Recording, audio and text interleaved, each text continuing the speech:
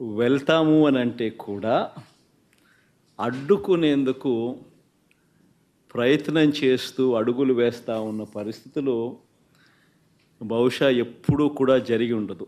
దేశంలో కూడా ఎప్పుడు బహుశా జరిగి ఉండదు. రాక్షస రాజ్యం అనేది ఇదే. ఆశ్చర్యం ఏమిటంటే తెలుసా, ఈ మాదిరిగా వైఎస్ఆర్సీపీకి సంబంధించిన కార్పొరేటర్లకు, ఈ మాదిరిగా వైఎస్ఆర్సీపీకి సంబంధించిన నాయకులకు, ఈ మాదిరిగా వైఎస్ఆర్సీపీకి సంబంధించిన అనేక మంది శ్రేణులకు ఈ మాదిరిగా నోటీసులు ఇవ్వడం,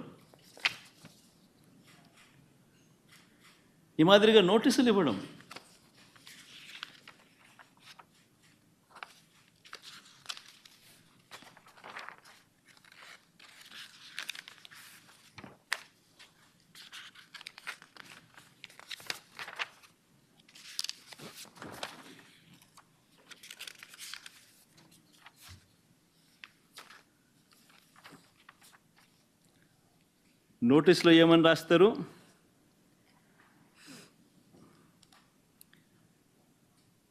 మాజీ ముఖ్యమంత్రి సభ్యులు వైఎస్ జగన్మోహన్ రెడ్డి గారు తిరుమల తిరుపతి సందర్శన ఉన్నందున సదరు కార్యక్రమానికి అనుమతి లేనందున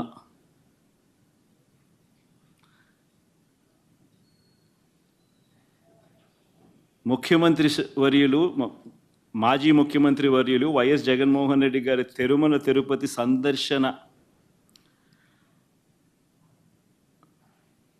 సందర్శనకు సదరు కార్యక్రమానికి అనుమతి లేనందున మీ ఆధ్వర్యంలో కార్యకర్తలతో మరియు మీ సొంత వాహనాలలో బయలుదేరి తిరుపతికి చేరుకొని వారు నిర్వహించే కార్యక్రమంలో పాల్గొంటారని సమాచారం.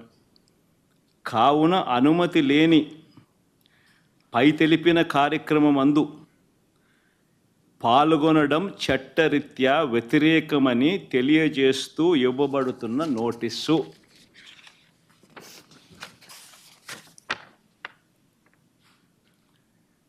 ఒక రాష్ట్ర మాజీ ముఖ్యమంత్రి జగన్మోహన్ రెడ్డి అనే వ్యక్తి,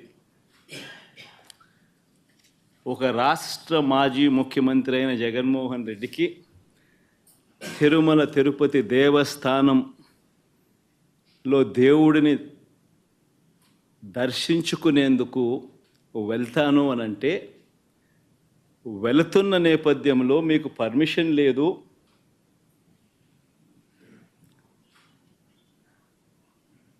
ఆ కార్యక్రమంలో ఎవరు పాలుపంచుకున్నా మీ అందరినీ అరెస్ట్ చేస్తాము అని గుడికి పోవడానికి పోతా ఉంటే నోటీసులు ఇస్తూ ఉన్నారు. నిజంగా ఆలోచన చేయమని అడుగుతా ఉన్నా. ఏ ప్రపంచంలో ఉండం? రాక్షస రాజ్యం కాదా ఇదని అడుగుతా ఉన్నా.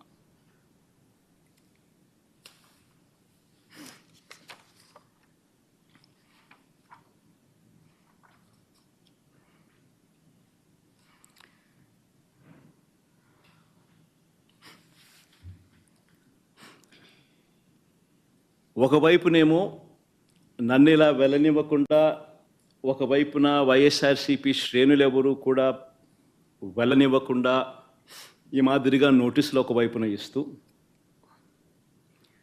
మరోవైపున టీవీలలో చూస్తే ఆశ్చర్యకరమైన విషయాలు, చుట్టుపక్కల రాష్ట్రాల నుంచి కూడా బీజేపీ వాళ్ళని తప్పిస్తున్నారు. మరి బీజేపీ పై వాళ్ళకు తెలుసో తెలీదో నాకైతే తెలియదు, కానీ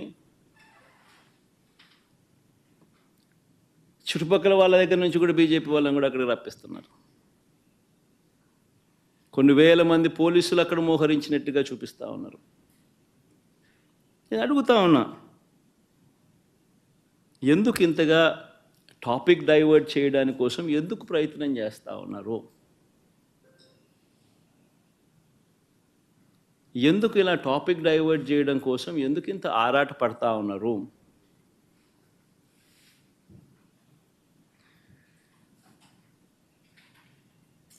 గమనించినట్లయితే తిరుపతి లడ్డూల విషయంలో తాను చెప్పినవన్నీ, చంద్రబాబు చెప్పినవన్నీ అబద్ధాలు అని ఒక్కొక్కటిగా రుజువవుతూ కనిపిస్తూ ఉన్నాయి.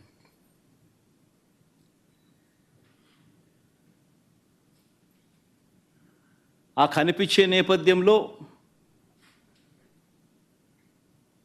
100 రోజుల పాలన మీద టాపిక్ డైవర్ట్ చేస్తూ లడ్డూల టాపిక్ తీసుకొచ్చాడు. ఆ లడ్డూల టాపిక్లో చంద్రబాబు నాయుడు అడ్డగోలుగా తప్పు చేసి గుడి పవిత్రతను దెబ్బతీస్తూ అడ్డగోలుగా దొరికిపోయేసరికి మళ్ళీ ఈ టాపిక్ను డైవర్ట్ చేసేందుకు, లడ్డూల టాపిక్ను డైవర్ట్ చేసేందుకు కొత్తగా ఇప్పుడు డిక్లరేషన్ టాపిక్ తీసుకొచ్చి మళ్ళీ అది ఇంకొక రాజకీయం చేస్తూ ఉన్నారు. ఒకసారి గమనించినట్టయితే తిరుమల పవిత్రతను, స్వామివారి ప్రసాదం విశిష్టతను, తిరుమల పవిత్రతను, స్వామివారి ప్రసాదము విశిష్టతను, తిరుపతి దేవస్థానం పేరు ప్రఖ్యాతలను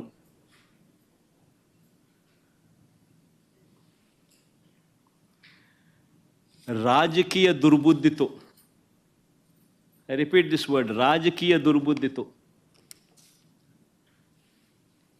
జంతువుల కొవ్వుతో లడ్లు తయారీ అయినట్టుగా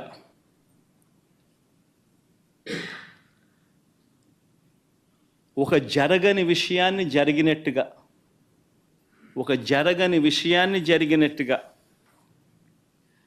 ఆ కల్తీ ప్రసాదాన్ని భక్తులు తిన్నట్టుగా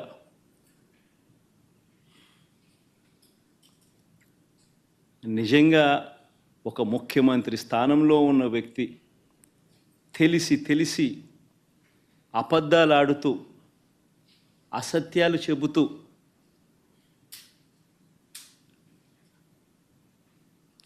స్వామివారి పేరు ప్రఖ్యాతలను,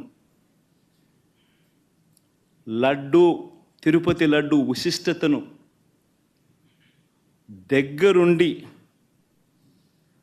దగ్గరుండి అపవిత్రం చేసే కార్యక్రమం సాక్షాత్తు ఒక ముఖ్యమంత్రి చేస్తూ ఉంటే ఇంతకన్నా దారుణం ఎక్కడైనా ఉంటుందా, ఇంతకన్నా అధర్మం ఎక్కడైనా ఉంటుందా అని ఆలోచన చేయమని అడుగుతా ఉన్నా.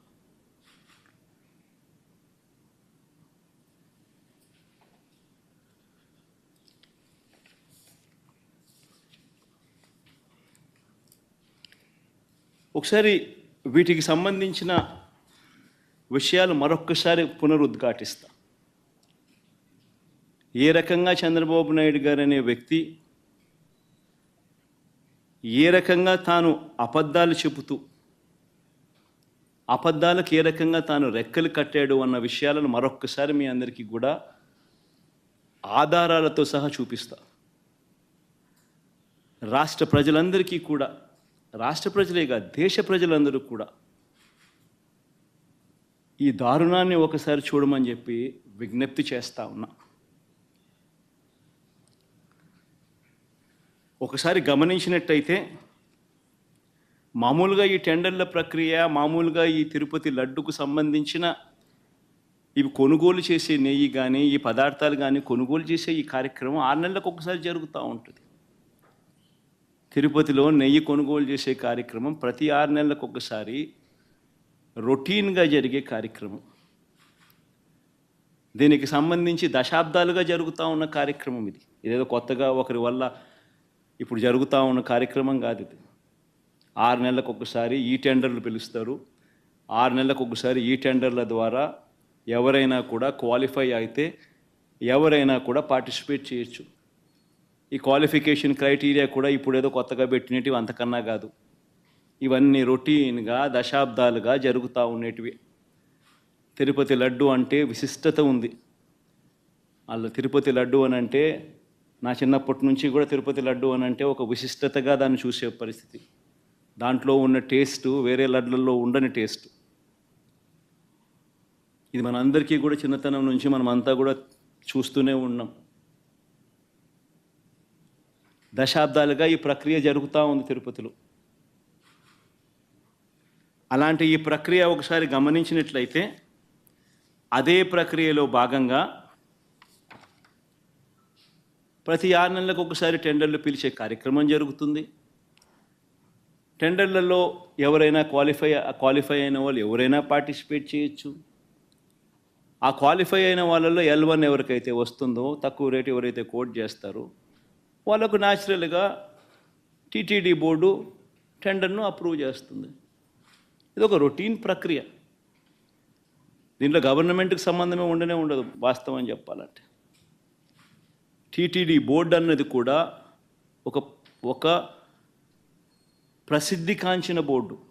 మామూలుగా దాంట్లో బోర్డులో సభ్యులు కూడా దేశం మొత్తం నుంచి కూడా దాంట్లో సభ్యత్వం తీసుకుంటారు. కేంద్ర మంత్రులు రికమెండేషన్ చేస్తారు టీటీడీ బోర్డుకు సంబంధించిన బోర్డు మెంబర్స్ను. చుట్టుపక్కల రాష్ట్రాల ముఖ్యమంత్రులు కూడా రికమెండ్ చేస్తారు టీటీడీ బోర్డుకు సంబంధించిన బోర్డు సభ్యత్వం కోసం. అంటే వాళ్ళ రాష్ట్రాలలో వాళ్ళు విశిష్టత ఉన్న వ్యక్తులనుగా భావించిన వాళ్ళు రికమెండ్ చేస్తారు. అటువంటి కూర్పుతో కూడిన టీటీడీ బోర్డు అది.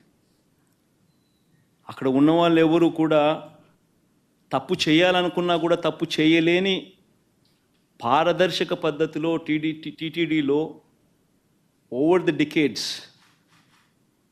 సిస్టమ్స్ అన్నీ ఇవాల్వ్ అయి ఉన్నాయి. అక్కడ వచ్చే వాళ్ళు కూడా బోర్డు మెంబర్స్ కూడా ప్రసిద్ధిగాంచిన వ్యక్తులు. పారదర్శక విధానంతో దేవునికి ఇంకా ఎలా చేస్తే మంచి, దేవునికి ఇంకా మంచి చేయాలి అని తాపత్రయంతో అక్కడ బోర్డు మెంబర్స్గా వాళ్ళు కూర్చొని నిర్ణయాలు తీసుకుంటారు. ఇవన్నీ నేను చెప్పేటివన్నీ ఏదైతే చెప్తా ఉన్నామో ఇవన్నీ కూడా మనందరికీ తెలిసిన విషయాలే, వాస్తవాలు. ఇక్కడ ఈ ప్రక్రియలో కూడా ఇదే మాదిరిగానే టెండర్లు పిలిచారు. 6 నెలలకు ఒకసారి పిలిచే ఈ టెండరింగ్ ప్రక్రియలో ఆ టెండర్లలో క్వాలిఫై అయిన వాళ్ళను, L1గా ఎవరైతే వచ్చారో వాళ్ళను టెండర్స్ అప్రూవ్ చేసి వాళ్ళందరికీ కూడా ఇవ్వడం జరిగింది. ఆ టెండర్లలో అప్రూవ్ చేసిన వాళ్ళు ఒక్కరికే పూర్తిగా కూడా ఇచ్చే కార్యక్రమం కూడా జరగదు. వాళ్ళకు 65% మేరకు వాళ్ళకు ఆ మాదిరిగా ఇస్తారు. మిగిలిన వాళ్లకు అదే రేటుకు మిగిలిన వాళ్ళను కూడా తగ్గించి మిగతా వాళ్ళను కూడా ఇచ్చుకుంటూ పోతారు టెండర్లలో పార్టిసిపేట్ చేసిన వాళ్ళకు కూడా. ఇది రొటీన్గా జరుగుతూ ఉన్న కార్యక్రమాలు దశాబ్దాలుగా. ఇదే మాదిరిగా సప్లై చేసే వాళ్ళు సప్లై చేస్తూ పోతున్నారు. సప్లై చేసే మెకానిజంలో కూడా రోబస్ట్ పద్ధతులు ఉన్నాయి. ఎవరైతే క్వాలిఫై అవుతారో వాళ్ళు సప్లై చేసే ప్రతి ట్యాంకర్తో పాటు NABL సర్టిఫైడ్ ల్యాబ్స్ నుంచి వాళ్ళు క్వాలిటీ చెక్ చేయించుకొని ఆ ట్యాంకర్లలో ఉన్న ప్రోడక్ట్ క్వాలిటీని నిర్ధారిస్తూ ఒక సర్టిఫికెట్ తీసుకొని వస్తారు. వచ్చిన తర్వాత ఆ ట్యాంకర్ ఆ సర్టిఫికెట్తో వచ్చిన తర్వాత కూడా తిరుమల తిరుపతి దేవస్థానంలో మళ్ళీ 3 టెస్టులు 3 శాంపుల్స్ చేస్తారు ప్రతి ట్యాంకర్కు. This is a protocol, mandatory protocol ఇది. ఆ 3 టెస్టులు పాస్ అయితేనే ఏ వెహికల్ అయినా కూడా ముందుకు పోనిస్తారు. ఆ 3 టెస్టులలో ఏ టెస్ట్ ఫెయిల్ అయినా కూడా అసలు వెహికల్ ముందుకు కూడా పోదు, తిరిగి వెనక్కి పంపించేస్తారు. ఈ ప్రక్రియ దశాబ్దాలుగా జరుగుతూ ఉంది. చంద్రబాబు నాయుడు గారి హయాంలో 2014 నుంచి 19 మధ్యలో 14 నుంచి 15 సార్లు చంద్రబాబు నాయుడు హయాంలో ఇలానే ట్యాంకర్లు వస్తే క్వాలిటీ లేదని రిజెక్ట్ చేశారు, వెనక్కి పంపించారు. 14 నుంచి 15 సార్లు.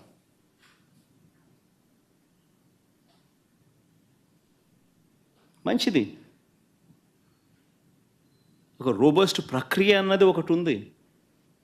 తప్పులు ఎవడైనా చేయాలనుకుంటే తప్పులు చేసే అవకాశం లేని ఒక గొప్ప ప్రక్రియ ఒకటి తిరుపతిలో ప్రాక్టీస్లో ఉంది. సిమిలర్గా 2019 నుంచి 24 మధ్య వైఎస్ఆర్సీపీ రెజ్యూమ్లో కూడా 18 సార్లు ఇదే మాదిరిగానే రిజెక్ట్ చేసి వెనక్కి పంపించారు. ఇవి నేను చెప్పినటివన్నీ కూడా అక్షర సత్యాలు. ఒక గొప్ప ప్రాక్టీస్ ఒకటి ఉంది, ఒక గొప్ప ప్రొసీజర్ ఉంది. ఏ కారణాల చేతైనా కూడా, ఏ శాంపుల్ అయినా కూడా, ఏ ట్యాంకర్ అయినా కూడా రిజెక్ట్ అయిపోతే ముందుకు కూడా పోదు, వెనక్కి పంపించేస్తారు. మరి అలాంటి పరిస్థితి ఇక్కడ కూడా జరిగింది. చంద్రబాబు నాయుడు గారు ముఖ్యమంత్రి అయిన తర్వాత ఈ టెండర్లలో సప్లై స్టార్ట్ అయింది. ఇప్పుడు వీళ్ళు టీటీడీ బోర్డు కూడా వీళ్ళైతే ఏదైతే ఫైనలైజ్ చేసినారో ఆ బోర్డు ఫైనలైజ్ చేసిన, అప్రూవ్ చేసిన వాళ్ళు ఎప్పటి నుంచి సప్లై చేశారు? జూన్ 12వ తారీఖు నుంచి వాళ్ళు సప్లై చేశారు. అంటే అప్పటికి చంద్రబాబు నాయుడు గారి ప్రభుత్వం వచ్చింది. వచ్చిన తర్వాత ఈ సప్లైలు మొదలయ్యాయి. మొదలైన ఈ సప్లైలలో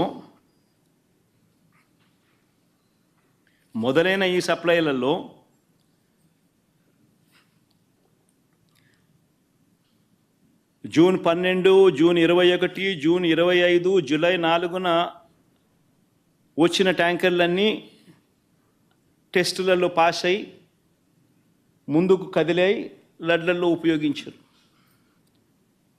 జూలై 6న 2 ట్యాంకర్లు, జూలై 12న ఇంకో 2 ట్యాంకర్లు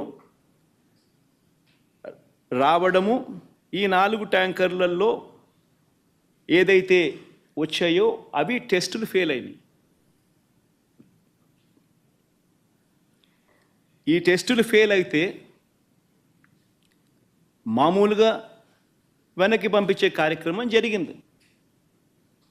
ఈ టెస్టులు ఫెయిల్ అయినప్పుడు ఈ 3 టెస్టులు చేసిన తర్వాత వెనక్కి పంపించేదానికి పక్కన పెట్టేసి మామూలుగా CFTRI central food technological research institute మైసూరుకు పంపిస్తారు. డౌట్లు ఇంకా ఫర్దర్గా ఏమైనా ఒక్కొక్కసారి ర్యాండమ్గా కూడా పంపిస్తూ ఉంటారు. ఫర్దర్గా ఏదైనా వెరిఫై చేసేదానికేనే కదా. కానీ ఇక్కడ మాత్రం గుజరాత్కు పంపించారు NDDB. ఫస్ట్ టైం TTDలో జరిగిన ఘటన ఇది. NDDB was brought into the picture for the first time.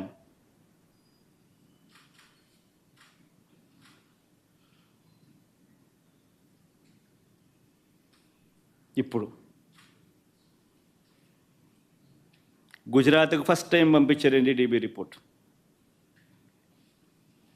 NDDB రిపోర్టుకు పంపిస్తే NDDB రిపోర్టు జూలై 23న వాళ్ళు శాంపుల్ వాళ్ళు ఈ టెస్ట్ రిపోర్ట్ పంపించినారు రిజెక్ట్ చేస్తూ. ఈ శాంపుల్స్ ఈ ట్యాంకర్లు ఏదైతే ఉన్నాయో వెనక్కి వెళ్ళిపోయాయి. రిజెక్ట్ చేయబడ్డారు. జూలై 23న రిపోర్ట్ వచ్చింది. TTD ఈవో వారికి పర్మిషన్ కూడా ఇవ్వలేదు. అవి వెనక్కి పంపించేశారు. ఇవే విషయాలు వెనక్కి పంపించినట్టుగా ఆ కంపెనీ వాళ్ళకు షోకాస్ నోటీసులు కూడా ఇచ్చారు.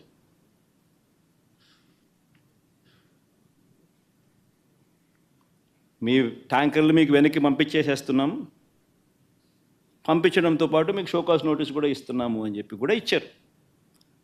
సో నేను అడుగుతా ఉన్నా, వాడని మెటీరియల్, వాడని నెయ్యి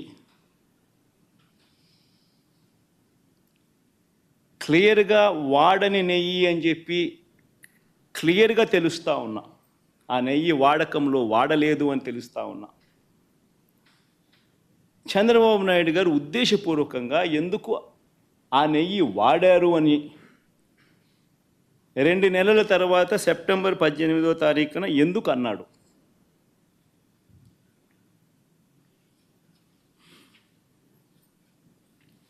ఒకసారి ఈ వీడియో క్లిప్పింగ్లో ఒకసారి వినండి. జూలై 23వ తారీఖున అప్పటి ఈవో అంటే చంద్రబాబు నాయుడు గారి హయాంలో ఆయనే నియమించిన ఐఏఎస్ ఆఫీసర్ ఈఓ. ఆయన మాటలను ఒక్కసారి వినండి. 23వ తారీఖునే ఆయన అన్న మాటలు. సౌండ్ పెట్టుమా, సౌండ్ పెట్టి మొదటి నుంచి ప్లే చేయమ్మా.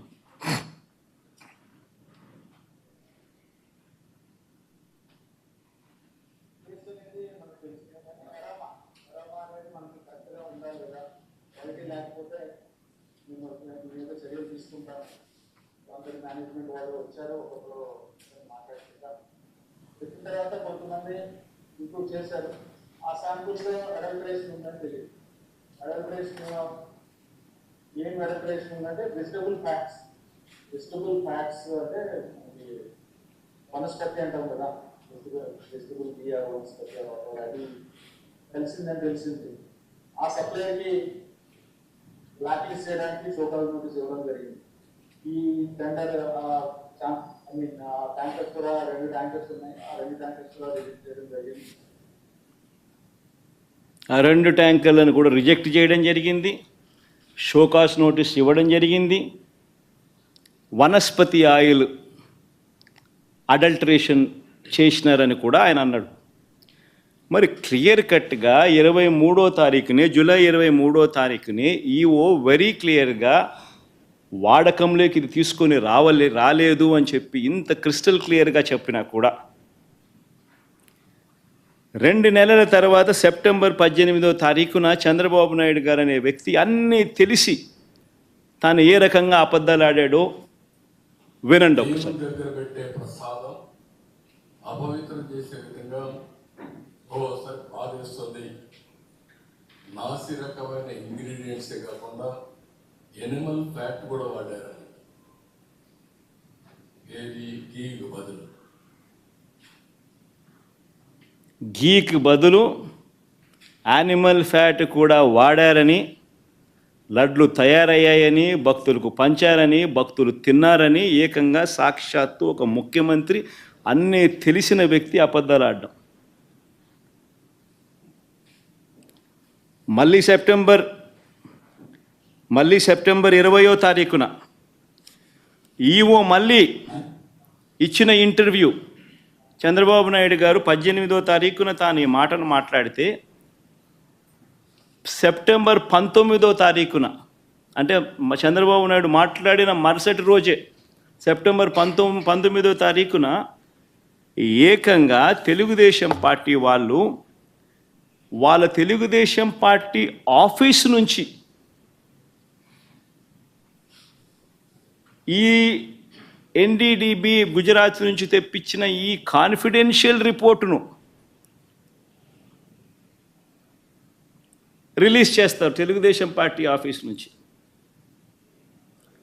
సెప్టెంబర్ 19వ తారీఖున. అంటే చంద్రబాబు నాయుడు 18వ తారీఖున మాట్లాడతాడు అబద్ధాలు వల్ల వేస్తూ. సెప్టెంబర్ 19వ తారీఖున అంటే మరుసటి రోజు తెలుగుదేశం పార్టీ ఆఫీస్లో నుంచి ఈ రిపోర్ట్ రిలీజ్ చేస్తారు. ఈ ఎన్డీడీబీ రిపోర్ట్, గుజరాత్ నుంచి వచ్చిన ఈ కాన్ఫిడెన్షియల్ రిపోర్టును తెలుగుదేశం పార్టీ ఆఫీస్ రిలీజ్ చేస్తుంది. చేసిన తర్వాత మళ్ళీ 20వ తారీఖున టీటీడీ ఈఓ తాను ప్రెస్లో మాట్లాడుతూ తానేమన్నాడో ఒక్కసారి విందాం. Four tankers have been kept aside, and then they were kept aside so that they can be used when the reports come clear. But the reports unfortunately didn't come clear, and we rejected, we sent it, and then we stopped from that supply. 20వ తారీఖున మళ్ళీ reconfirm చేశాడు EO. ట్యాంకర్లలో వచ్చిన నెయ్యిని మేము వాడలేదు.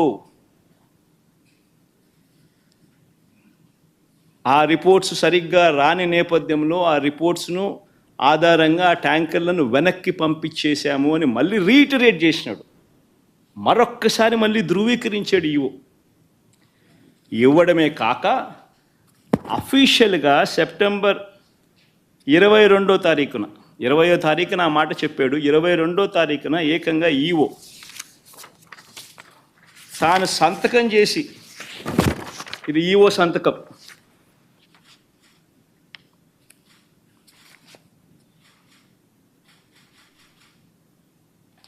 తాను సంతకం చేసి గవర్నమెంట్కు రిపోర్ట్ ఇచ్చాడు సెప్టెంబర్ 22వ తారీఖున. ఆ రిపోర్ట్లో ఆయన ఏమని ఇచ్చాడు? ఎక్కువ చదవనులే, క్లుప్తంగా చెప్తాను. హీ వాజ్ సెలెక్టెడ్ ఇన్ ఈ టెండర్, త్రూ ఈ టెండర్ ద్వారా సెలెక్ట్ అయ్యారు. Started supply from 12th June 2024. However, his two tankers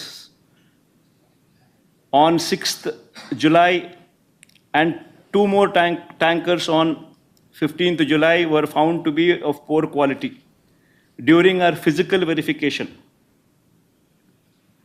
Tarvata, accordingly, 4 samples were sent to NDDB lab. NDDP lab, Anand, Gujarat, confidentially for testing its quality. Confidentially ane padam nenu ikka reiterate chestunna. Confidentially for testing its quality. The report was received on 16th July and 23rd July. The adulterated cow ghee tankers supplied by the dairy was returned back. Vanaki పంపించేశాం and stopped further supplies from them, and show cause notice was issued to them.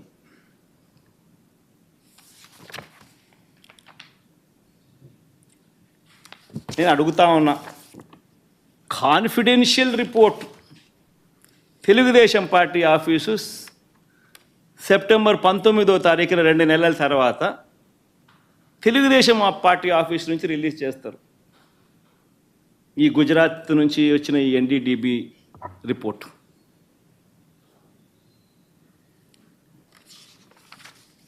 నేను అడుగుతా ఉన్నా, ఇవన్నీ తెలిసిన తర్వాత కూడా September 22వ తారీఖున EO ఈ report ఇచ్చిన తర్వాత కూడా సెప్టెంబర్ 22వ తారీఖున చంద్రబాబు నాయుడు ప్రెస్ స్టేట్మెంట్, అది కూడా ఒకసారి వినండి.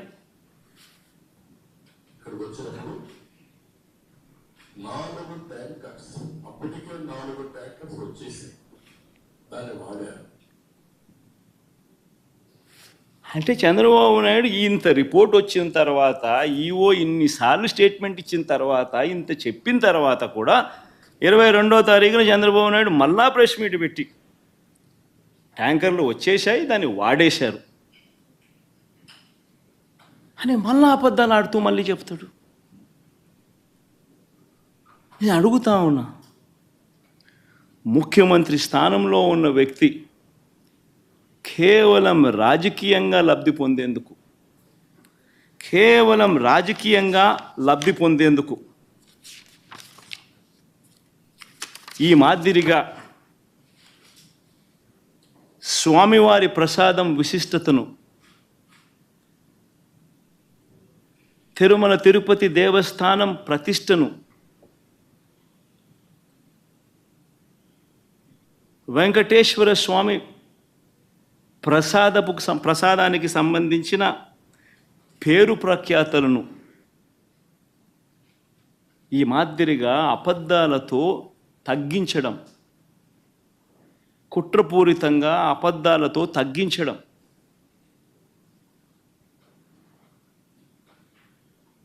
అపవిత్రత కాదా అని అడుగుతా ఉన్నా.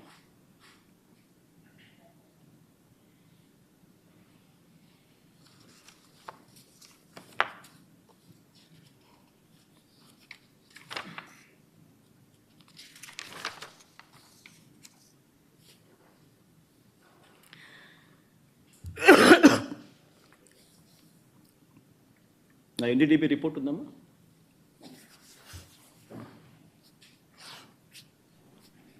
పోనీ ఆ ఎన్డీడీబీ రిపోర్ట్, ఆ గుజరాత్ నుంచి వచ్చిన ఎన్డీడీబీ రిపోర్ట్, పోనీ ఆ రిపోర్ట్ అన్నా కానీ ఖచ్చితత్వం ఉందా? ఆ రిపోర్ట్ అయినా ఖచ్చితమైన రిపోర్టా అని అంటే ఒకసారి గమనిస్తే ఆ రిపోర్ట్లో వాళ్ళే డిస్క్లైమర్లు రాసినారు. ఆ రిపోర్ట్లో వాళ్ళే డిస్క్లైమర్లు రాశారు. ఆ రిపోర్ట్ ఒకసారి కూడా చూపించు, తప్పే ఉంది. ఆ రిపోర్ట్ డిస్క్లైమర్ చూపించు, ఆ రిపోర్ట్ టెలికాస్ట్ పెట్టండి. ఆ రిపోర్ట్లో వాళ్ళే డిస్క్లైమర్ రాశారు. ఏమని రాశారు? ది ఎస్ వాల్యూ అంటే ఉండాల్సిన స్టాండర్డ్ వాల్యూ కన్నా ఉన్న స్టాండర్డ్ వాల్యూ ఆ శాంపుల్స్లో డీవియేషన్స్ ఉన్నాయి. కానీ హౌఎవర్ కానీ ఈ సర్కమ్స్టాన్సెస్లో ఒక falls positive result can also be obtained. అంటే ఇలాంటి సర్కమ్స్టాన్సెస్లో ఒక falls positive result can also be obtained అని డిస్క్లైమర్ కూడా ఇచ్చారు. ఆ falls positive result can be obtained అనే డిస్క్లైమర్లో వాళ్ళు ఇచ్చిన పరిస్థితులు ఏమిటంటే, if the milk is obtained from bovine milk other than cow's milk,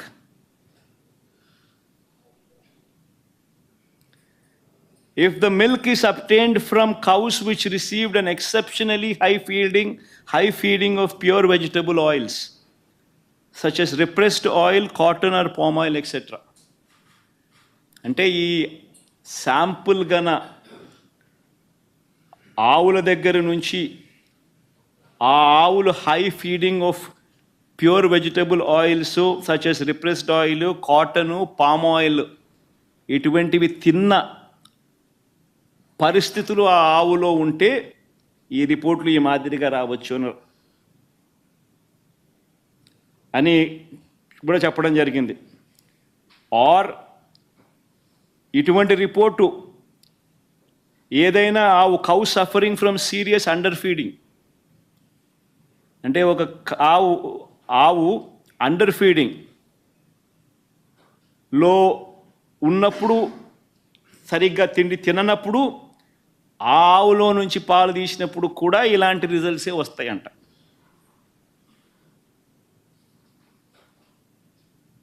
ఇవన్నీ రిపోర్ట్లో వాళ్ళు డిస్క్లైమర్స్ కింద రాసినారు. ఇదేదో ఖచ్చితమైన రిపోర్టా అంటే అది కాదు. మరి ఇవన్నీ తెలిసి చంద్రబాబు నాయుడు కావాలని అబద్ధాలు ఆడుతూ తిరుపతి వెంకటేశ్వర స్వామి వారి విశిష్టతను, ప్రసాదానికి సంబంధించిన పవిత్రతను దగ్గర ఉండి కావాలని అబద్ధాలు చెప్పి అనుమానపు బీజాలు ప్రసాదం పుచ్చుకునే ప్రతి ఒక్కరిలోనూ లేపడం దుర్మార్గం కాదా అని అడుగుతా ఉన్నా.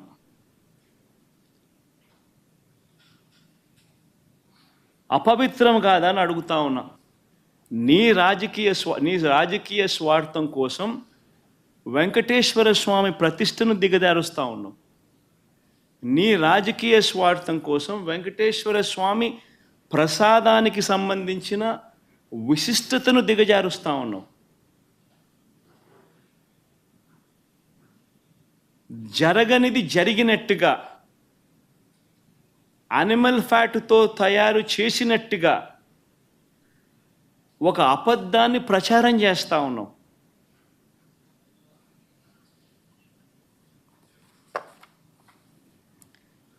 ధర్మమేనా అని అడుగుతా ఉన్నా. మరోవైపు ఇంకా ఇలా అబద్ధాలు రోజుకు ఒక్కొక్కడు ఒక్కొక్క అబద్ధాన్ని ప్రమోట్ చేస్తారు. ఈ మధ్యకాలంలోనే ఇంకొక అబద్ధాలను వీళ్ళు ప్రమోట్ చేస్తూ నందిని బ్రాండ్ను కూడా వాడడం లేదని అంటాడు. కేఎంఎఫ్ పక్కన కర్ణాటక మిల్క్ ఫెడరేషన్ వారి నందిని బ్రాండ్ అని. నేను అడుగుతా ఉన్నా, 2015 నుంచి 2019 చంద్రబాబు నాయుడు గారి హయాంలో 2015 నుంచి 2018 అక్టోబర్ దాకా నందిని బ్రాండ్ ఎందుకు లేదు? చంద్రబాబు నాయుడు గారు కొనుగోలు చేసిన 6 నెలలకు ఒకసారి పిలిచిన టెండర్ల ప్రక్రియలో ఎందుకు లేదు?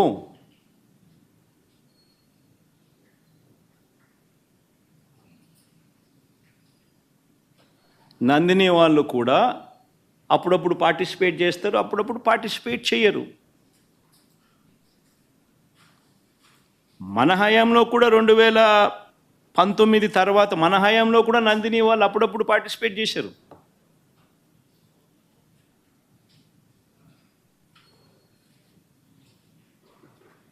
రేటు ఇంకోటి అంటాడు, 320 రూపాయలకి నెయ్యి ఎట్టు వస్తుందని. ఇంకా ఆశ్చర్యకరమైన విషయం అండి, నాకు అర్థం కాల. చంద్రబాబు నాయుడు గారి హయాంలో 2015 నుంచి 19 వాళ్ళు ప్రొక్యూర్ చేశారు కదా నెయ్యిని. టెండర్లు పిలిచి ఇదే మాదిరిగానే ఈ టెండర్ల ద్వారా పిలిచి ప్రొక్యూర్ చేశారు కదా. ఏ రేటుకు ప్రొక్యూర్ చేసినారు? అదే క్వాలిటీ నెయ్యే కదా ఇప్పుడు కూడా. అప్పుడు అదే క్వాలిటీ, ఇప్పుడు అదే క్వాలిటీ. దశాబ్దాలుగా నెయ్యి క్వాలిటీ అదే, కొత్తగా మారింది ఏమీ లేదు. అవే ఆవులు, అవే డైరీలు, అవే ఆవులు, అవే పాలు, అవే నెయ్యి, అదే క్వాలిటీ. ఆ క్వాలిటీ ఉంటే తీసుకుంటారు, లేకపోతే తీసుకోరు. చంద్రబాబు నాయుడు హయాంలో నెయ్యి ఏ రేటుకు కొన్నారు? 276 రూపాయలు 2015లో కొన్నారు టెండర్ల ద్వారానే. 2019 జనవరిలో, అంటే ఆయన చివరి దాంట్లో 324 రూపాయలు కొన్నారు. మన అటేటప్పుడు ఇక్కడ 320 కొంటే తప్పేముందయా? ఉన్న రేట్ అది. వాళ్ళు టెండర్లలో వాళ్ళు కోట్ చేసినారు, L1 కింద ఎవడైతే వాళ్ళకి ఇచ్చినారు. ఏం తప్పు జరుగుతూ ఉంది? నీ హయాం అంతా ఇదే రేట్లతోనే జరిగాయి, కొనుగోలు చేశారు. మరి ఇప్పుడు కూడా అదే రేట్లతోనే కొనుగోలు జరుగుతూ ఉంది. కేవలం చంద్రబాబు నాయుడు ఇప్పుడు ఆయన హెరిటేజ్ పాలను కార్టెల్ ఫామ్ చేసి నెయ్యి రేట్లు పెంచేసి ఆ కార్టెల్లో చంద్రబాబు నాయుడు హెరిటేజ్ కంపెనీ లాభపడాలనే ఉద్దేశంతో కొత్తగా ఇప్పుడు రేట్లు పెంచడం కోసం అని చెప్పి కొత్తగా ఇప్పుడు మాట్లాడుతూ ఉన్నాడు చంద్రబాబు నాయుడు. అదే క్వాలిటీ నెయ్యి, అయ్యే స్పెసిఫికేషన్సే నువ్వు అడిగేది. దశాబ్దాలుగా నువ్వు అయ్యే స్పెసిఫికేషన్స్ అడుగుతున్నావు. అవే స్పెసిఫికేషన్స్ అప్పుడు అడుగుతున్నావు, అవే స్పెసిఫికేషన్స్ ఇప్పుడు అడుగుతున్నావు. అదే క్వాలిటీ అప్పుడు అడుగుతున్నావు, అదే క్వాలిటీ ఇప్పుడు అడుగుతున్నావు. తిరుపతి లడ్డు అన్న విశిష్టత మనం చాలా గొప్పగా చెప్పుకుంటాం. తిరుపతి లడ్డు టేస్ట్ చాలా బాగుంటుంది అని, గొప్ప టేస్ట్ అని.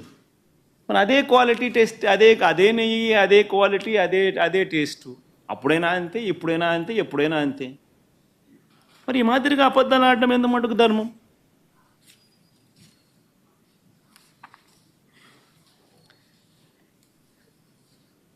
చంద్రబాబు గారి పాపాలు నిజంగా ఒక్కొక్కటిగా కూడా బయటకు వస్తూ ఉన్న నేపథ్యంలో ప్రజలందరూ కూడా చంద్రబాబు నాయుడు గారిని వేలెత్తి చూపించే కార్యక్రమం జరుగుతూ ఉన్న నేపథ్యంలో చంద్రబాబు నాయుడు గారు ఈ మధ్యకాలంలోనే లడ్డూ టాపిక్లో చంద్రబాబు గారు ఎప్పుడైతే ఈ మాదిరిగా చంద్రబాబు నాయుడు గారు ప్రజలు చంద్రబాబు నాయుడు గారు చేసిన తప్పును ఎప్పుడైతే తప్పులు పట్టడం మొదలుపెట్టారో, ప్రజలకు ఎప్పుడైతే వాస్తవాలు తెలియడం మొదలెట్టాయో, అప్పుడు ఈ పెద్ద మనిషి ఏం చేస్తాడు? టాపిక్ డైవర్ట్ చేయడం చేస్తూ ఏమంటాడు? టాపిక్ డైవర్ట్ చేయడం కోసం ఏమంటాడు? డిక్లరేషన్ సర్టిఫికేట్ అంటే. ఇప్పుడు నిజంగా ఆశ్చర్యం కాదా? జగన్ ఏమన్నా కొత్తనా? రాజశేఖర రెడ్డి గారు ఏమన్నా కొత్తనా? నా మతం ఏమిటని తెలియదా ఎవరికైనా ఆంధ్ర రాష్ట్రంలో కానీ దేశంలో కానీ? నా కులం ఏమిటి అని చెప్పి ఎవరికి తెలియదా రాష్ట్రంలో కానీ దేశంలో కానీ? రాజశేఖర రెడ్డి గారు 5 సంవత్సరాలు ముఖ్యమంత్రిగా ప్రతి సంవత్సరం బ్రహ్మోత్సవాలకు వస్త్రాలు నాన్నగారే సమర్పించారు. నాన్నగారు కొడుకునే కదా నేను కూడా తిరుపతికి ఎన్నోసార్లు పోయా కదా ఇంతకుముందు కూడా, ముఖ్యమంత్రి కాకమునుపు. అంతెందుకు నా పాదయాత్ర మొదలెట్టేటప్పుడు వెంకటేశ్వర స్వామి ఆశీస్సులు తీసుకుని మొదలెట్టా. నా పాదయాత్ర అయిపోయిన తర్వాత నేరుగా తిరుపతికి వెళ్ళి కాలినడకన కొండెక్కా. తిరుపతికి వెళ్ళి కాలినడకన కొండెక్కా. కొండెక్కి వెంకటేశ్వర స్వామి దర్శనం చేసుకొని తర్వాతనే ఇంటికి పోయా. నా పాదయాత్ర అయిపోయిన తర్వాత, నా 3648 కిలోమీటర్లు నా పాదయాత్ర అయిపోయిన తర్వాత. ఇవన్నీ తెలియవా రాష్ట్ర ప్రజలకు? మన అప్పుడు చంద్రబాబు నాయుడు గారు ప్రభుత్వమే కదా అప్పుడు ఉండింది. అప్పుడు నేను ప్రతిపక్ష నాయకుడినే కదా అప్పుడు. మన ఆయన కళ్ళ ముందరనే కదా వెళ్ళింది, తిరుపతి కొండెక్కింది 2 సార్లు. మళ్ళీ దాని తర్వాత నేను ముఖ్యమంత్రి అయినా. 5 సంవత్సరాలు తిరుపతి బ్రహ్మోత్సవాలకు దగ్గరుండి వస్త్రాలు నేనే సమర్పించా. వస్త్రాలను నెత్తిన పెట్టుకుని మోసుకుంటూ వెళ్ళి వెంకటేశ్వర స్వామి మీద భక్తి శ్రద్ధలు చూపిస్తూ వెంకటేశ్వర స్వామికి బట్టలు సమర్పించడం జరిగింది. నేను అడుగుతా ఉన్నా, ఫస్ట్ టైం ఎవడన్నా పోతా ఉన్నప్పుడు నువ్వేదో ఇట్లా మాటలు మాట్లాడినా అర్థం ఉంది. 10 సార్లు 11 సార్లు పోయిన తర్వాత ఈరోజు నేను తిరుమల తిరుపతి దేవస్థానానికి నేను పోతానంటే నేను అడ్డుకుంటూ ఈ మాదిరిగా నువ్వు నోటీసులు ఇస్తూ ఈ మాదిరిగా తిరుమల తిరుపతి దేవస్థానానికి నేను పోకూడదు అని చెప్పి ఈ మాదిరిగా నోటీసులు ఇస్తూ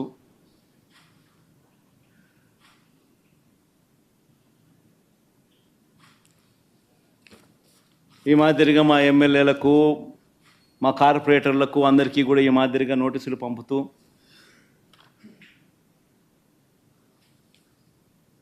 నేను అడుగుతా ఉన్నా, ఒక రాష్ట్ర ముఖ్యమంత్రి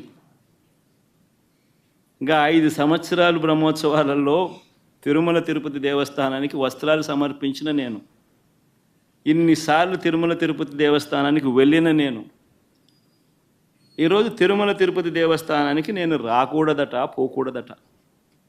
కారణం ఏమిటంటే నా మతమట. నేను అడుగుతా ఉన్నా, నా మతం ఏమిటి అని అడుగుతా ఉన్నారు. అడుగుతా ఉన్నా నా మతం ఏమిటని. అవును, 4 గోడల మధ్య నేను బైబిల్ చదువుతాను, తప్పేముంది? బయటికి పోతే హిందూ సాంప్రదాయాలను నేను అనుసరిస్తాను, గౌరవిస్తాను. బయటికి పోతే ఇస్లాంను అనుసరిస్తాను, గౌరవిస్తాను. బయటికి పోతే సిక్కిజంను అనుసరిస్తాను, సిక్కిజంను నేను గౌరవిస్తాను. నా మతం ఏమిటని అడుగుతా ఉన్నారు. నా మతం మానవత్వం. డిక్లరేషన్లో రాసుకుంటానేమో రాసుకుంటా.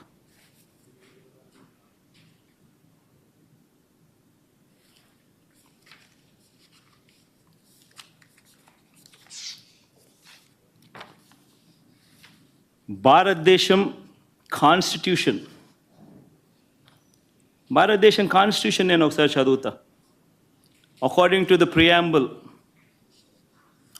the preamble, India is a sovereign, socialist, secular, democratic republic.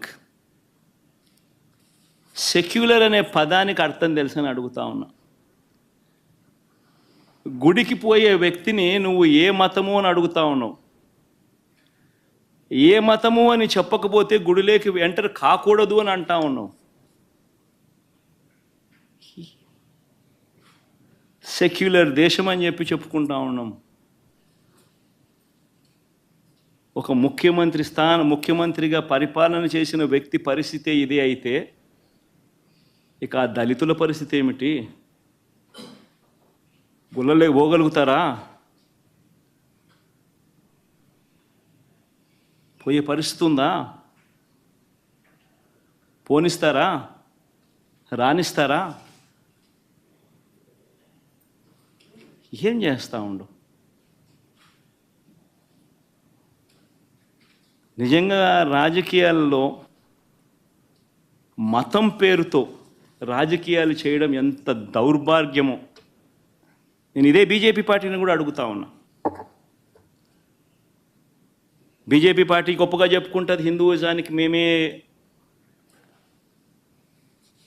మేమే హిందూయిజానికి మేమే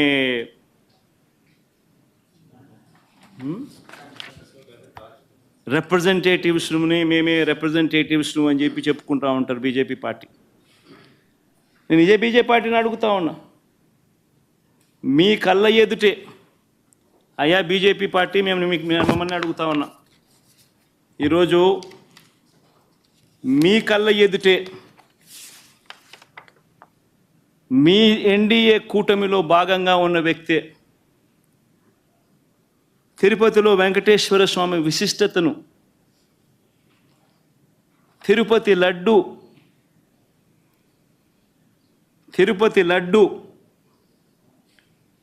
పేరు ప్రఖ్యాతలను, వెంకటేశ్వర స్వామి వైభవాన్ని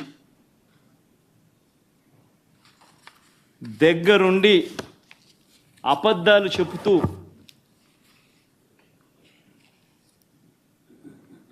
యానిమల్ ఫ్యాట్ వాడకపోయినా కూడా వాడినట్టుగా, లడ్డూలు తయారైనట్టుగా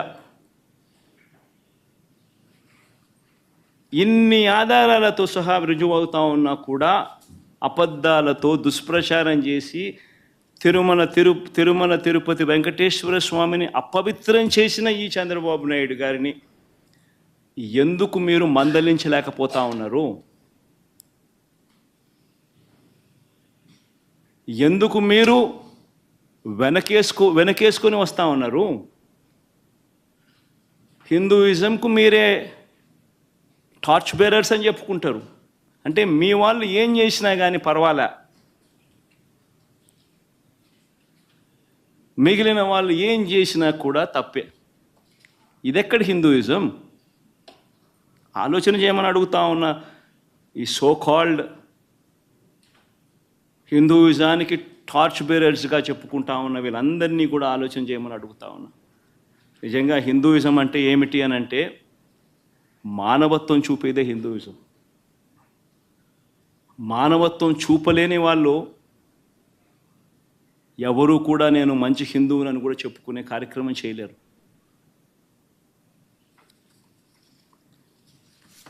నేను అడుగుతా ఉన్నా, ఇప్పుడు ఈరోజు చంద్రబాబు నాయుడే తప్పు చేస్తాడు, చంద్రబాబు నాయుడే సిట్టు వేస్తాడు. ఇది ఎక్కడి ధర్మమో నాకు అర్థం కావడంలో. ఆయన చెప్పు చేతుల్లో ఉన్న అధికారులతో సిట్ అంటాడు. నేను చెప్పినటువన్నీ కూడా నీకు ఆధారాలతో సహా చూపించా. వాళ్ళ ఈఓ ఐఏఎస్ ఆఫీసర్ వాళ్ళ నియామకం చేసిన ఈఓ అన్న మాటలు, జరిగిన వాస్తవాలు ఏమిటి అని చెప్పి కళ్ళకు కనిపించే విధంగా చెప్పడం జరిగింది. మరి ఇన్ని తప్పులు చేస్తూ ఉన్నా కూడా హిందూ ధర్మం మీద ఈ మాదిరిగా దుష్ప్రచారాలు చేస్తూ రాజకీయాల కోసం హిందూ ధర్మాన్ని వాడుకునే కుతంత్రాలు చేస్తూ ఈ మాదిరిగా రాజకీయాలు చేయడం కరెక్టేనా?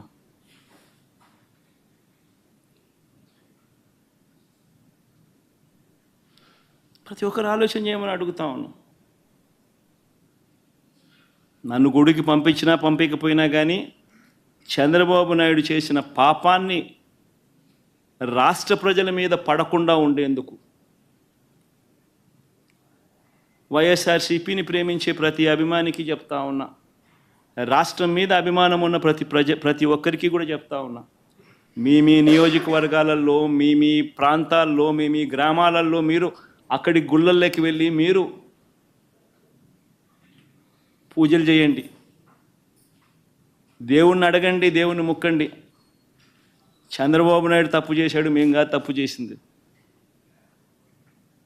చంద్రబాబు నాయుడు తిరుమల తిరుపతి వెంకటేశ్వర స్వామిని తగ్గించినాడు, తిరుమల తిరుపతి ప్రసాదాన్ని విశిష్టతను తగ్గించినాడు, కానీ మేం కాదు తప్పు చేసింది. ఆ దేవుని కోపం ఏదైనా ఉంటే అది చంద్రబాబు నాయుడు వరకే పరిమితం కావాలి తప్ప రాష్ట్రం మీదకి రాకుండా పూజలు చేయమని చెప్పి ప్రతి ఒక్కరిని కూడా కోరుతా ఉన్నా. 4 మాటలు ఇంగ్లీష్లో కూడా మాట్లాడతా. 4 మాటలు ఇంగ్లీష్లో కూడా చెప్తే ఇంగ్లీష్లో కూడా వాళ్ళకు కూడా అర్థమయ్యే పరిస్థితి కూడా జరుగుతుంది కాబట్టి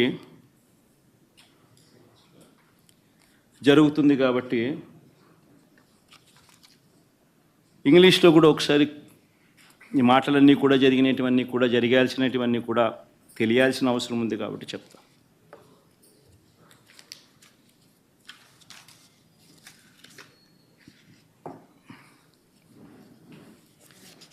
Never in the history of Andhra Pradesh, probably never in the history of this country, probably, we have ever witnessed such a situation where you actually have a situation where if somebody were to visit a temple, people have been barred from visiting temple.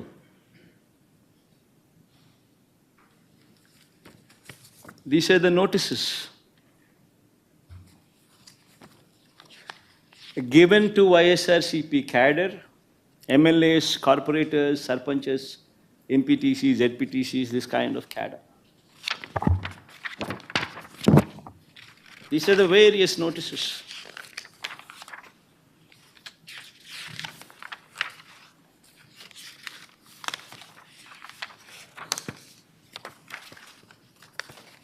Coming out from various districts.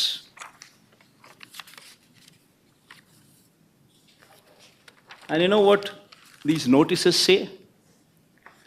They say, even though they are in Telugu, I would translate them into English for better understanding. The notices say that the ex-Chief Minister Y.S. Jagan Mohan Reddy is visiting Tirumala Tirupati Devasthanam, and that program does not have the approval of the government, and if any karyakarta participates in this program, cases would be booked on them. That is the gist of these notices.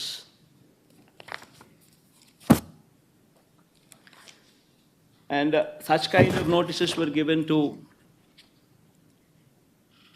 the YSRCP cadre, MLAs, everybody, corporators, by cops.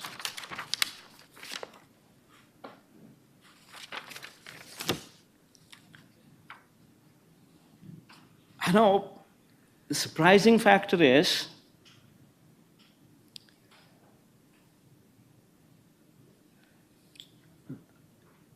an ex-chief minister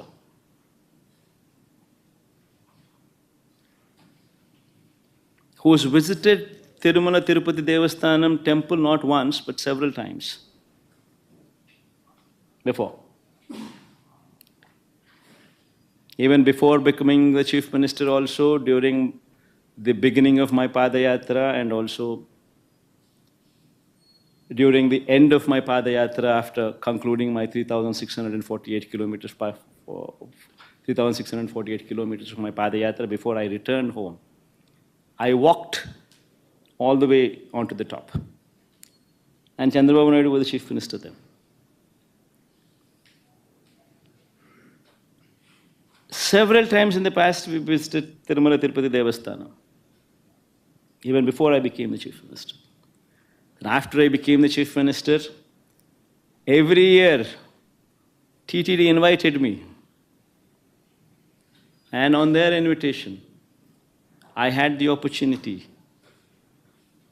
to give clothes to Lord Venkateshwara Swami. Every year. And today, to divert the topic from the deeds that have been committed, from the faults that have been committed by Chandrababu Naidu, they have brought up another topic onto the forefront, barring people from entering the temple.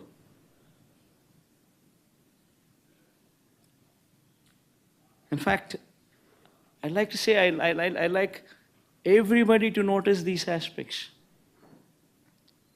I like everybody to see these aspects. What happened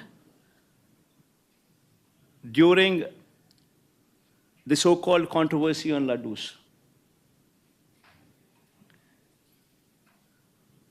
Tirumala Tirupati Devasthanam reputation has been lowered by Chandrababu Naidu.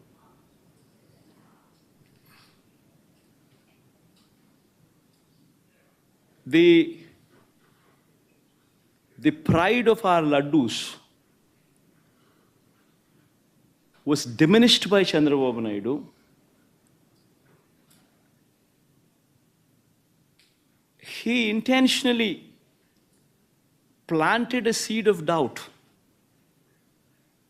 that the laddus were not good to eat,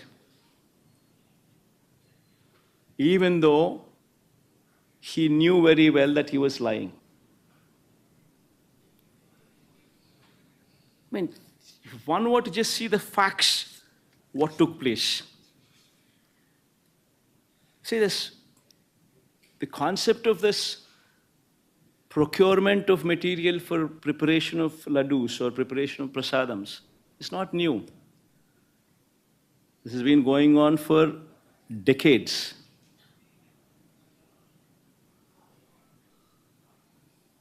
Tirumala Tirupati Devasthanam board is a very pristine board. You have people from all walks of life, from different states who are board members. In fact, to get a membership onto the board, you actually have recommendations from central ministers. You have recommendations from the neighboring state chief ministers. Such is the esteemness of this board. Such is the pristine of this board. And these board members work there in a very transparent manner, with the only intent to ensure that whatever they do it for the good of the temple. With that motto in mind, they work. And as far as these tenders are concerned, it's a routine process. Every 6 months, procurement of tender happens. Procurement of these materials to prepare the prasadams or laddus is a routine practice. The government does not get involved. It's an autonomous body. It's the board which takes the decisions. The conditions which are applicable for anybody to be participating in these tenders are also not new. They've been in existence also for decades. The quality of the material, what is asked for, is also been the same for decades. It's a routine process. And during the course of this routine process, which takes place every 6 months, e-tenders have been called for. And based on the e-tenders, people who've quoted L1, people who've quoted the least, people who qualify, people who've participated, people who've quoted the least, automatically gets the tender. And that is approved by the board. This is the normal routine practice. And just not, the process doesn't just stop there. The process is that after they get the tender, it's not just one company alone who once again is going to be participating for the whole of it. The other participants also get 35% of the quota if they were to match the price. So all these people supply ghee and these kind of materials whatsoever are required every 6 months during this course of the tendering process. The process just doesn't stop there. The process is, after they are qualified and given the work order, these people are supposed to supply material, and every tanker that they bring in should be accompanied by NABL approved lab certificates, reiterating the quality of the material that they brought in. It doesn't once again just stop there that they bringing in a certificate which is approved by NABL.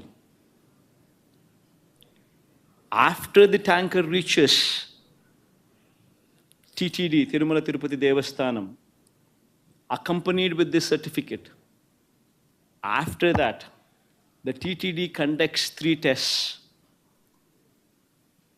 They conduct 3 tests for every tanker. Even if 1 test were to fail out of the 3, the material is rejected.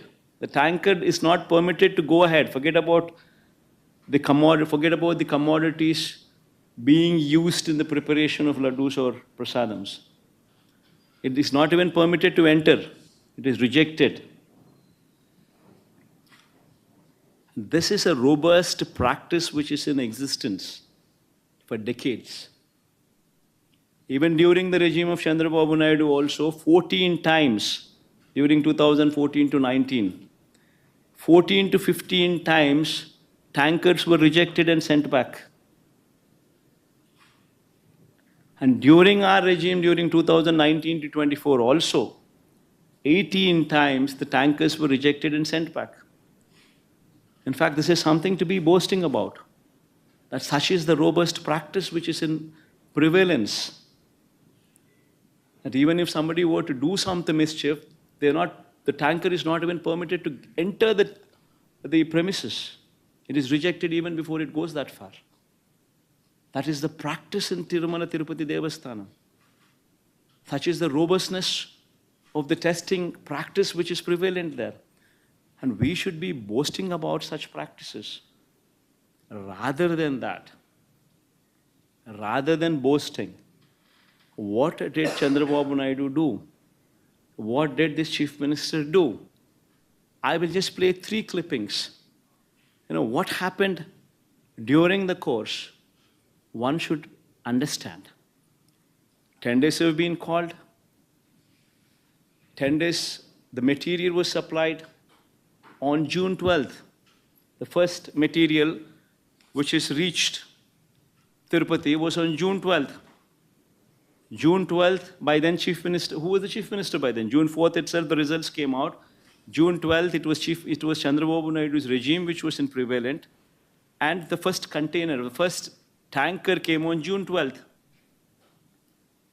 June 12th, 21st, 25th, July 4th, whatever the tankers have come, they all passed through the tests. Good for everybody.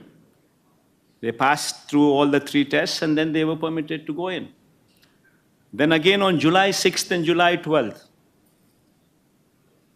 4 more tankers came in which did not pass the test conducted, which did not pass these 3 tests, which were 3 tests conducted on every tanker, and they were rejected. They were not permitted to go inside. While this is the reality of the case, that the material was not even consumed, it was sent back because they have failed the test. What did Chandrababu Naidu do? On July 6th and July 12th, the 4 tankers which came in, which did not pass the test and which were sent back because they did not pass the test. This was reiterated by the Tirupati EO, who is an IAS officer posted by Chandrababu Naidu himself in his regime. And what did he say? See, these reports, which were rejected in 3 tests, which were rejected because they did not pass these 3 tests, were sent to NDDB, Gujarat. This NDDB Gujarat lab also came into the picture for the first time. Usually TTD does not, over the decades, never sent their sample all the way to Gujarat. Usually the samples are sent to CFTRI, which is Central Food Technological Research Institute, Mysore. but for some strange reason, first time, NDDB, Gujarat, was brought into the picture. Fine. On 6th and 12th, when these tankers came and when they were rejected, these samples were once again sent to NDDB.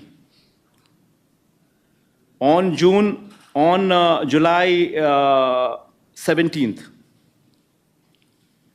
then July 23rd and 17th, they also received, July 23rd, they also received the results. While the tankers were never permitted to go inside, they were rejected. Now, while this is the reality that the tankers were not permitted to go in, the tankers were rejected, and a show cause notice was issued to the supplier that these tankers have been rejected and sent back, along with a show cause notice.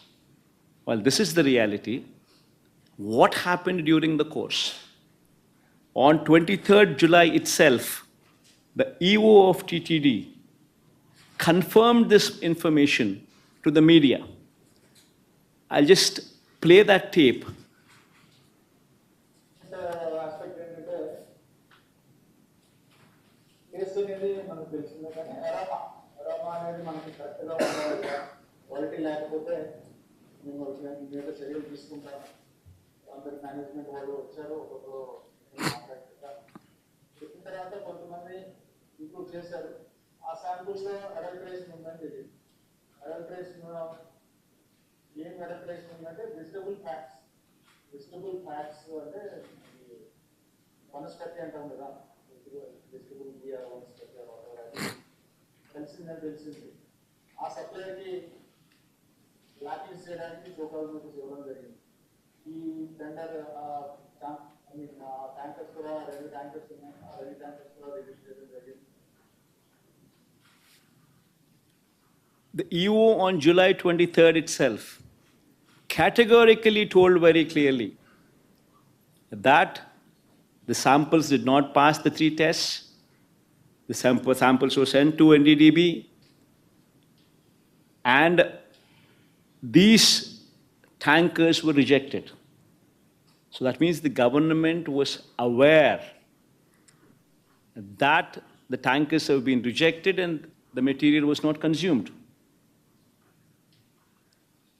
In spite of this,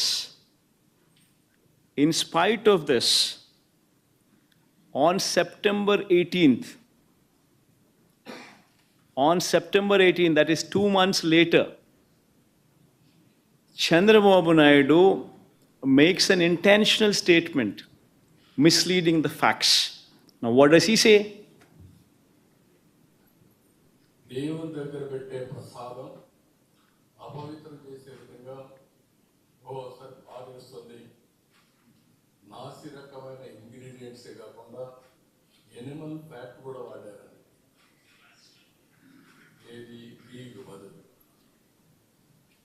This man, Chandrababu Naidu, knowing very well that the material has been rejected, it did not even enter the premises of the TTD, yet this man carelessly, or rather intentionally, lies, spreads misinformation, says that this material was consumed and it had animal fat in it. Now, what happens after that? After September 18th, September 19th, the so-called confidential report from Gujarat, the NDDB report,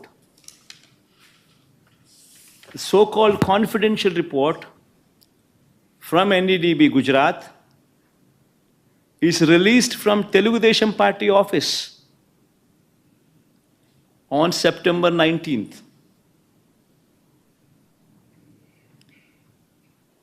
And even in that report, there is a disclaimer which clearly says that this report is not accurate. This report very clearly says that these are the S values, these are the standard values, and these are the deviations. However, these deviations could have taken place because of various factors such as these. That is the disclaimer.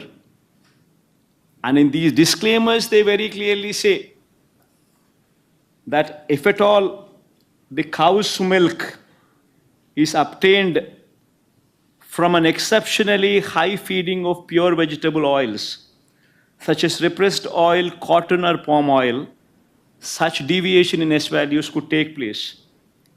If at all a sample is collected from cows suffering from serious underfeeding, also you will see deviations in S values.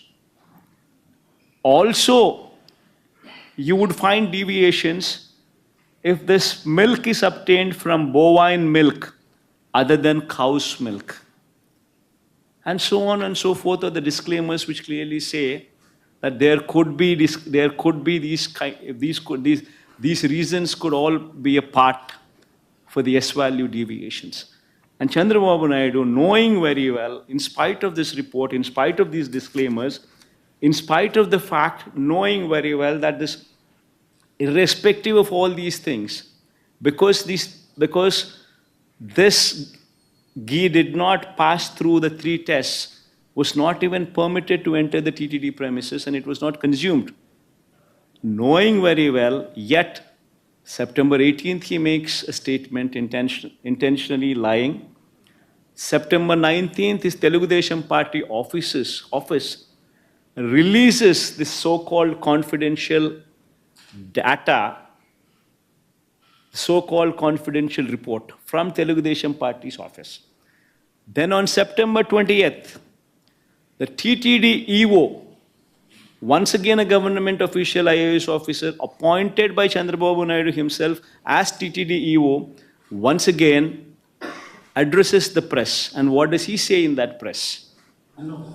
In Red Ghee, 4 tankers have been kept aside, and then they were kept aside so that they can be used when the reports come clear. But the reports unfortunately didn't come clear, and we rejected, we sent it. And then we stopped from that supply. So the EO very categorically, once again on 20th, says that these tankers were rejected and sent away. And they were not used. And on 22nd, the TTD EO himself also gives a letter, his report, his findings to the state government. This is the TTD EO signature down beneath. And in that report, what does he say? He says few important things. He says he was selected through e-tender, started supplying from 12th June. However, his 2 tankers on 6th July and 2 more tankers on 15th July were found to be of poor quality during physical verification. Accordingly, all the 4 samples were sent to NDDB lab, Anand, Gujarat, confidentially, I repeat this word confidentially for testing its quality. Confidentially. Then he further goes on to say, the adulterated cow ghee tanker supplied by the dairy was returned back and stopped further supplies. And a show cause notice was issued to them.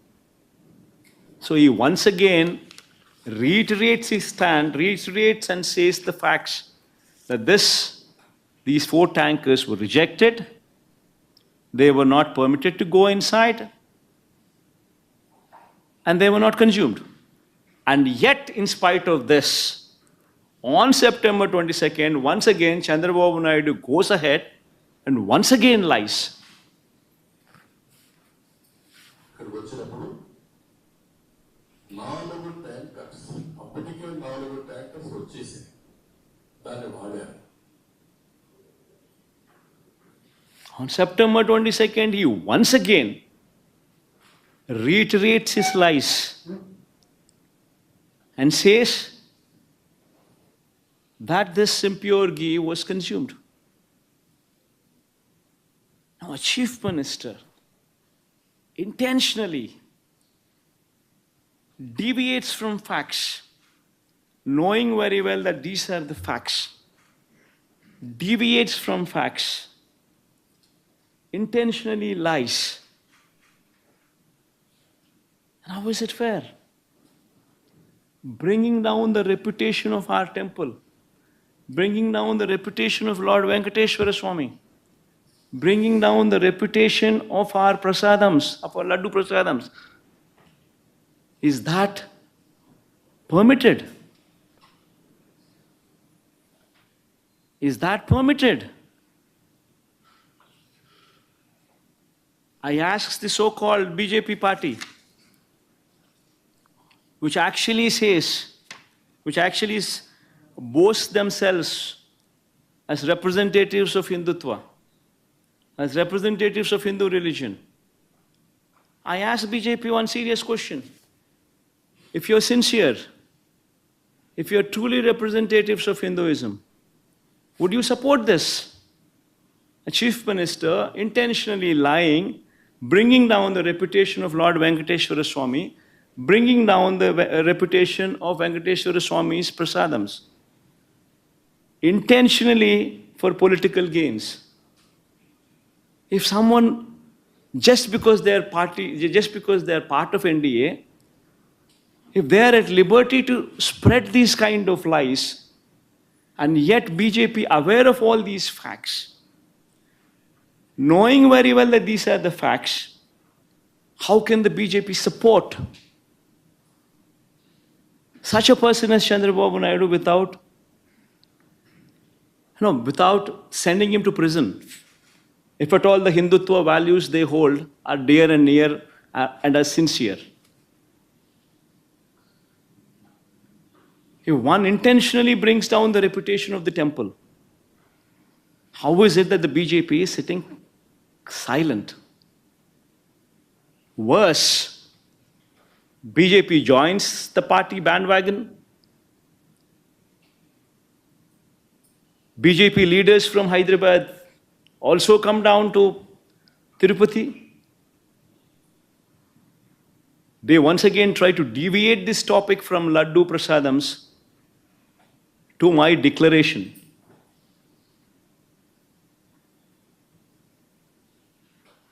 I seriously ask, all these people I ask, repeatedly these people say, what is my religion? I tell all these people, you want to know my religion? It's not new. Everybody in Andhra Pradesh knows who I am. Everybody in Andhra Pradesh, everybody in this country everybody knows who I am. Everybody knows who my father is. Who is my father?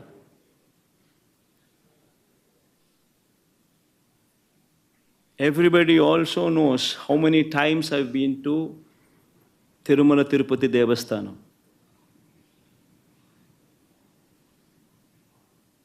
My father gave, in every Brahmotsavalu, my father was blessed with the opportunity to present clothes to Lord Venkateshwara Swami, to the temple. 5 years in a row he was blessed with that opportunity. Even before I became the chief minister, several times I had visited Tirumala Tirupati Devasthanam. Even before I had started my Padayatra, I took Lord Venkateshwara Swami's blessings before I started my Padayatra also. And even after my Padayatra, the conclusion, I had actually walked all the way to the top of the mountain, taken his blessings before my Padayatra could conclude. And later I became the chief minister. And 5 years, every Brahmotsavalu, I was blessed with the opportunity to present the clothes.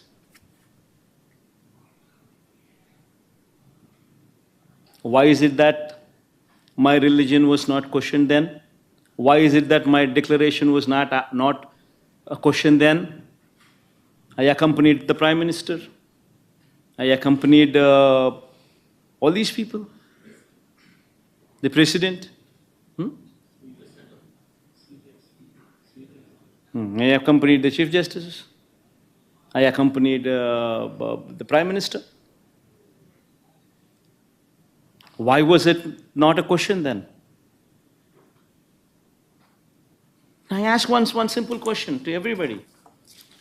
In fact, this is the Constitution of India.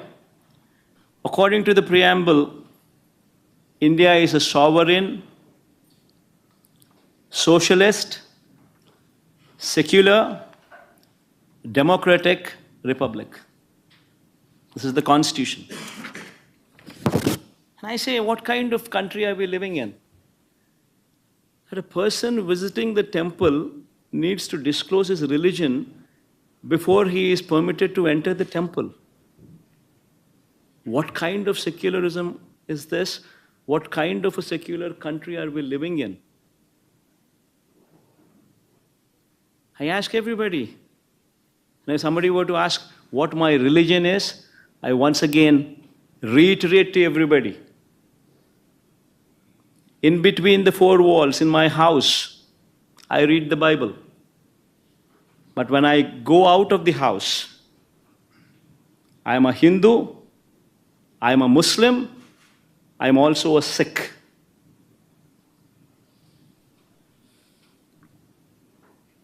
I practice their religion, I respect their religion. I am an Indian. Someone were to ask what my religion is, humanity is my religion. You want to have a declaration on that? Please go ahead and have that declaration as mine. Humanity is my religion. One should seriously start contemplating as to where they stand on secularism, what this country stands for. If someone like me who was served as a chief minister is given these kind of notices,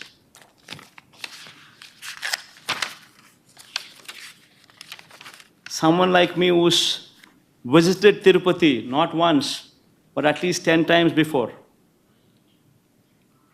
as a chief minister and before that as well, today for political reasons is being given these kind of notices.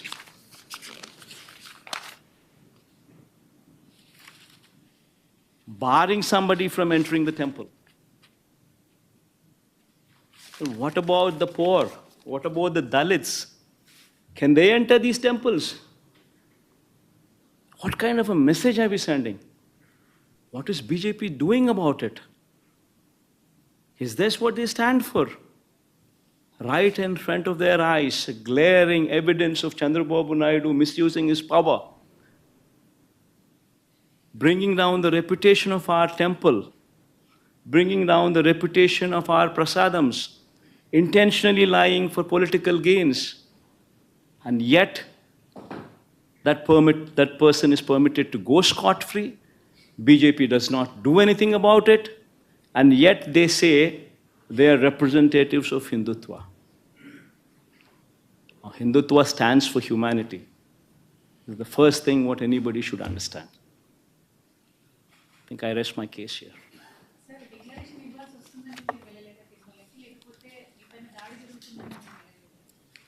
ఈ మాదిరిగా అందరికీ నోటీసులు ఇచ్చి ఈ మాదిరిగా నోటీసులలో వాళ్ళు రాసినది కూడా నేను చదివి వినిపించే కదమ్మా. ఏమని రాసినారు ఈ నోటీసులో? వాళ్ళు రాసినది 27/9/24 తేదీన రాజశ్రీ మాజీ ముఖ్యమంత్రి వర్యులు శ్రీ వైఎస్ జగన్మోహన్ రెడ్డి గారు తిరుమల తిరుపతి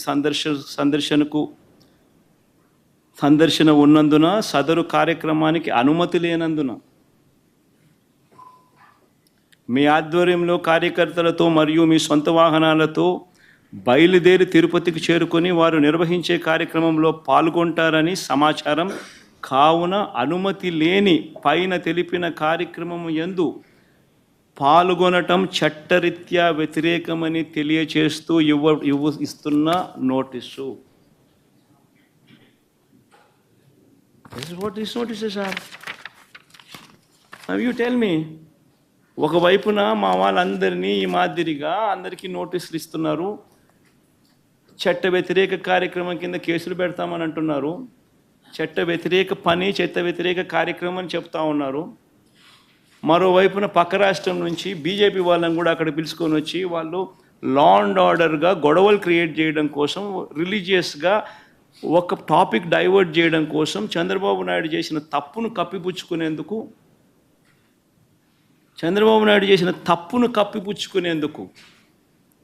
టాపిక్ డైవర్ట్ చేసేందుకు, డిక్లరేషన్ అనే టాపిక్ ద్వారా రాజకీయంగా టాపిక్ డైవర్ట్ చేసేందుకు, గొడవలు క్రియేట్ చేసేందుకు పక్క రాష్ట్రం నుంచి బీజేపీ వాళ్ళని పిలిపిస్తాడు, వైఎస్ఆర్సీపీ వాళ్ళని ఎవరిని రాకుండా చేసే కార్యక్రమం చేస్తున్నాడు, పోలీసులను మోహరిస్తూ ఉన్నాడు. నేను అక్కడికి వెళ్ళి ఈ టాపిక్ డైవర్ట్ అయ్యేట్టుగా చెయ్యడం ఇష్టం లేక, వెంకటేశ్వర స్వామిని ప్రేమించే వ్యక్తిగా, గౌరవించే వ్యక్తిగా టాపిక్ డైవర్ట్ కాకూడదు అనే ఉద్దేశంతో తిరుమల తిరుపతి లడ్డును చంద్రబాబు నాయుడు ఏ రకంగా అగౌరవపరిచినాడు, తిరుమల తిరుపతి వెంకటేశ్వర స్వామిని చంద్రబాబు నాయుడు గారు ఏ రకంగా అబద్ధాలతో అవమానించి అగౌరవపరిచాడో, ఆ చేసిన ఆ తప్పు సాక్ష్య ఆధారాలతో సహా బయటికి కనిపిస్తూ ఉన్న ఈ సత్యం బయటికి రావాలి. చంద్రబాబు నాయుడు చేసిన ఈ పాపం కడగబడాలి. ఈ పాపం రాష్ట్ర ప్రజల మీదకి రాకూడదు. పాపము చేసిన చంద్రబాబు మీద మీ దగ్గరే కట్టడి కావాలి. దానికోసం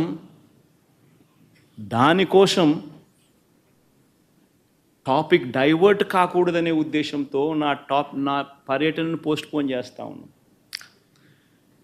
రాష్ట్ర వ్యాప్తంగా ఉన్న ప్రతి వైఎస్ఆర్సీపీ అభిమానించే వాళ్ళే కాదు, రాష్ట్ర ప్రజలందరూ కూడా, రాష్ట్ర ప్రజల శ్రేయస్సు కోరే ప్రతి ఒక్కరూ కూడా, అందరినీ కూడా నేను కోరుతా ఉన్నా, మీ ప్రాంతాలలో, మీ నియోజకవర్గాలలో, మీ గ్రామాలలో, మీ గుళ్ళల్లో పూజలు చేయించండి. చంద్రబాబు చేసిన ఈ పాపం వల్ల వెంకటేశ్వర స్వామి కోపం వచ్చి రాష్ట్రం మీద చూపించుకోకుండా ఆ కోపం కేవలం చంద్రబాబు మీదకి మాత్రమే చూపించే విధంగా పూజలు చేయండి అని కూడా అందరినీ కూడా అడుగుతా ఉన్నా. సార్, ఇప్పుడు ఎందుకనంటే జరిగినది ఘోర అపచారం. వెంకటేశ్వర స్వామిని పలచన చేస్తూ, వెంకటేశ్వర స్వామి ప్రసాదాన్ని లోకువ చేస్తూ, జరగనది జరిగినట్టుగా, అనిమల్ ఫ్యాట్ వాడనిది వాడినట్టుగా, ఆ లడ్డూలు డిస్ట్రిబ్యూట్ చేసినట్టుగా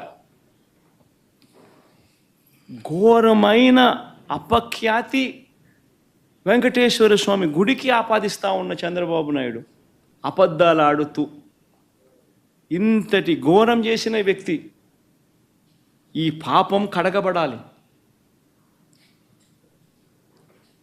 దానికోసం నేను రాష్ట్ర వ్యాప్తంగా నేను గుడులకు పోకపోయినా పర్వాలా, రాష్ట్రంలో ఉన్న ప్రతి మారుమూల ఉన్న గుళ్ళల్లో కూడా పూజలు నిర్వహించమని చెప్పి అందరికీ కోరుతా ఉన్న ప్రజలకు, వైఎస్ఆర్సీపీ అభిమానులకు అందరికీ కూడా ఆ పాపం వెంకటేశ్వర స్వామి కోపం రాష్ట్రం మీద, రాష్ట్ర ప్రజల మీదకి రాకుండా కేవలం పాపం చేసిన చంద్రబాబు నాయుడు వద్దనే అది కట్టడి అయ్యేట్టుగా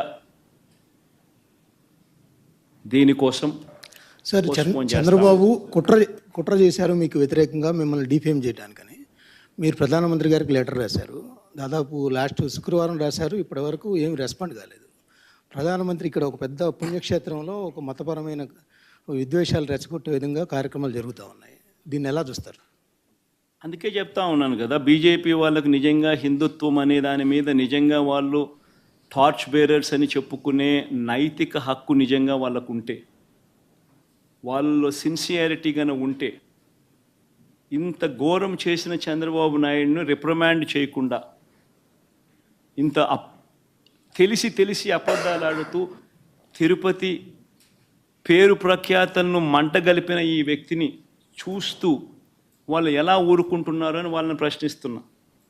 వాళ్ళల్లో నిజంగానే హిందుత్వం మీద వాల్యూస్ ఉంటే, సిన్సియారిటీ ఉంటే ఇలాంటి వ్యక్తిని తిట్టాలి, బహిర్గతంగా తిట్టాలి. ఇలాంటి తప్పులు చేయడం అన్యాయము, ధర్మం కాదు అని చెప్పి గట్టిగా బుద్ధి చెప్పాలి, గడ్డి పెట్టాలి. కానీ అలాంటివి ఏవీ చేయకుండా చేసినవాడు మనవాడు కాబట్టి వాడు ఏం చేసినా కానీ పర్వాలేదు అని చెప్పి వాళ్ళు వదిలేస్తే ఏ రకమైన మెసేజ్ పంపిస్తూ ఉన్నారు? హిందుత్వానికి వీళ్ళు ప్రతినిధులా? ఏ రకమైన మెసేజ్ పంపిస్తూ ఉన్నారు?